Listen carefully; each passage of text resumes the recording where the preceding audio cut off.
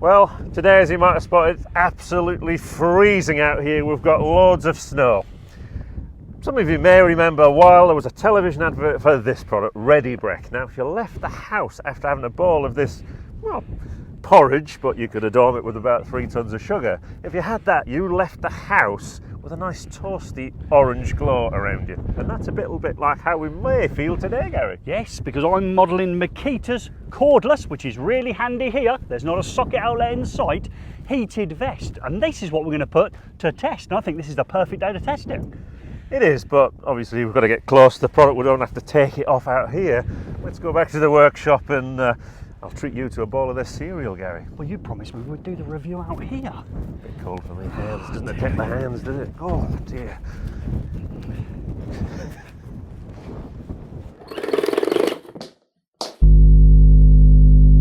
Now, I don't know if you realised it in that introduction there, I have never ever in the history of eFIXX thought I'd ever hear the words Gary is now modelling things. Yeah, so we've moved on from doing reviews to modelling, and he's even wearing a ridiculous flat cap at the same time as well. Well, it's because I'm living up here in, is it Lancashire or Yorkshire? I don't think there's any difference, so comment below if you believe there is a difference between Lancashire and Yorkshire. I just think it's one great big area of people wearing caps that are rather flat in presentation looking. But we're not talking about caps today. We're going to continue this review on of the Makita heated vest, which I'm modelling. Just to be clear, we are in Yorkshire, we're in Skipton. It is absolutely freezing outside. We've had a lot of snow. It's probably just hovering just above freezing while we're out there. So I thought, what better than to test these out in this hand? Well, you say that what better way to test them out, but that's not the reason why we bought them. And this is something you're probably going to try and avoid in this little review of these Makita heated vests that I'm modelling. Yes, okay, I'm modelling. Because the ambient temperature in here, okay, so we've got it all around us, this ambient feel, isn't it? And I've got a thermostat here. I'll bring the camera in. I'll even do my own cam work here. So bring it in. 21, okay, that is set to 21. That's an aspirational number though, isn't it, 21? Because what is the ambient temperature in here? 10. And why will it never get to 21? Because we haven't got the heat. Sorry, it sounded remarkably like I was here in Lancashire or Yorkshire, somewhere in the north, with no heating, modelling this jacket. Yeah, there you go. Okay. If you've come up from the south, you expect it to be nice and warm, so you've had to buy these jackets. Yes, so that's the real reason. We've bought them through necessity, I would suggest, at the moment, haven't we? Yeah. Okay, we're waiting for Eddie to come up and put some heating in for us, and that hasn't happened just yet, has it? Okay, so we've put them on. So we said we'd give them a fair test. We've been outside, and it's no different to being inside, I would suggest, with the ambient temperature out there. Yeah. What's your first impressions? They're very good. Hold back with your opinion there. I did notice on the box you got L. On my medium box that I got presented to me, somebody put XL on my medium. So I don't know what was going on there. It's just a little bit mix up there. Yeah. Mix up. Right. So let's see how they work, shall we? Well, should So yours, you're not on at the minute. No, I'm not on. Just gonna move my microphone across. Okay. So have a look. So you've got the jacket itself. Got the medium jacket that I was modelling. Yes. Medium jacket. So this works with the Makita LXT battery series. So that's let's have a look. It's 18 volts. Okay, so that's the 18-volt battery. Yeah, and you've got the 4 amp hour version, Gary. Okay. So we'll get questionable, but let's plug it in before that. So you've got this adapter here. Yep, and that lead here is going to connect somewhere inside one of the pockets. Just, nest that together. Yeah. Let's have a look, and then you've got the pocket. Yeah, I would recommend that you do this not on. It's a little bit round the back, isn't it? So so if you look at we'll plug it in first and see where my one is, and that battery just drops into the pocket like that. Okay. And then we'll zip it up. So if you look at my one there, you'll see the battery's actually there. Okay. Yeah, I've got that. So I'm going to rush mine onto my body if that's okay. Yeah, I've been waiting here. We've had more than one take, so it's been cold. So we're going to slide that on. Yeah, now that's the bit to start with. You can feel that battery, can't you? So it does take a little bit getting used to, and I would suggest if you're jumping in the van, or in our case when we went off to those snowy hills, into a just vehicle. get in the way when you're driving. So you do have to take your jacket off, and hopefully you've got heated seats. But if you do, it actually feels like you're wearing a heated seat or a hot water bottle strapped to you. but I need to turn mine on. So if you want to take, if you want, you do hand cam this time, I'm going to have a little bit of fun. So this button here will turn it on. There's 4 positions it can be in, and I'm in the current off position. So I'm going to press and hold the button. Yeah, press and hold, so that's so you don't accidentally turn it on. You wouldn't want that to happen. So what's the big red saying? So you're on high setting now, lovely. Gary. Okay. So it should get nice and toasty and warm. How long will the battery last in that one? So that was 6 hours. Okay, so if I press it again, it'll change, will it? Yep, so I've got the medium setting. Okay. Yep, so you just need to do a short press to move between. Okay, thank you for correcting me. So now I'm on the medium setting. How long will the battery last on this roughly? So 12 hours. Wow, okay, and then we've got one more? Yeah, yeah. That's a cool setting, but that doesn't mean it's chilling you. That just means that it's the lower power setting, and that should last for 23 hours. Oh wow, that's a long day at work, isn't it? So I'll press it again. So I'm back to hot. Yes. Yeah, you could practically live in that jacket, Gary. Oh, right. Yeah, well, because I take it off for an hour a day to charge. I would say I work a 23-hour day. Well, I bet the battery would charge within the. By the way, I'm modelling it. Yeah. Okay.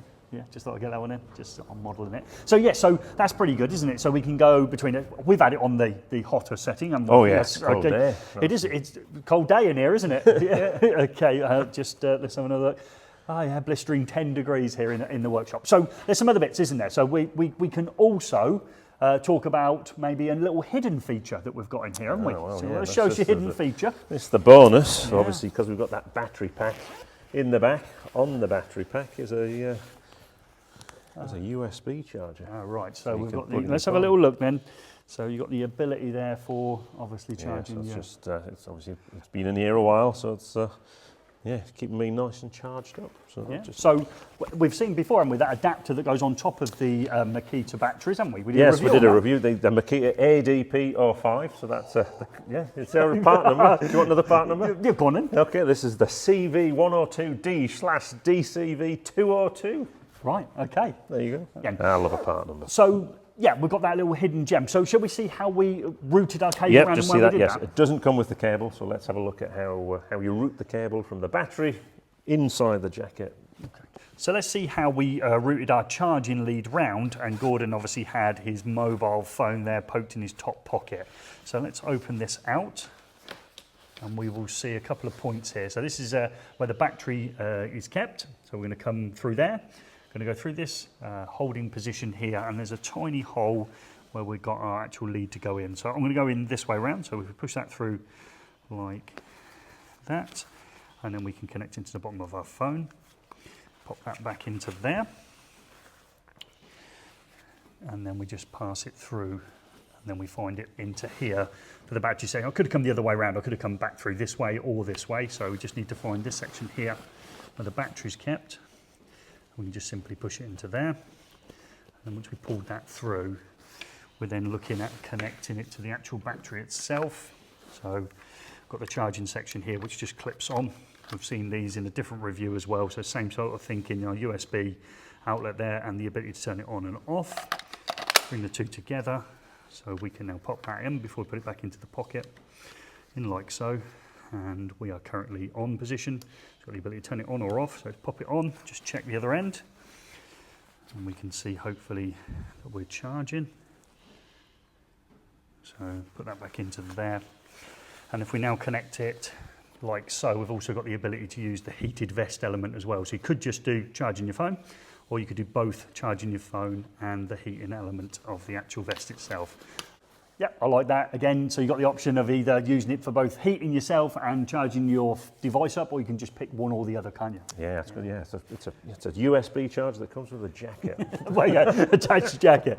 They also do them in a high-vis version, is that right? There is a high-vis and a jacket version. I think it depends on where you are in the world. Right. But, yeah, so jacket version having the longer sleeves. Having the longer sleeves. Okay, these, yeah. we've got the body heated warmer type. Now maybe if it was me, because obviously this is not a, I wouldn't say this is a hugely durable fabric. It does feel sort of body warmer-ish. Yes, okay. So you'd probably snag it on site if there's like nails and carpentry hanging around and stuff like that. So you might want to be a bit more discreet in your warm jacket and just hide it under your existing high vis.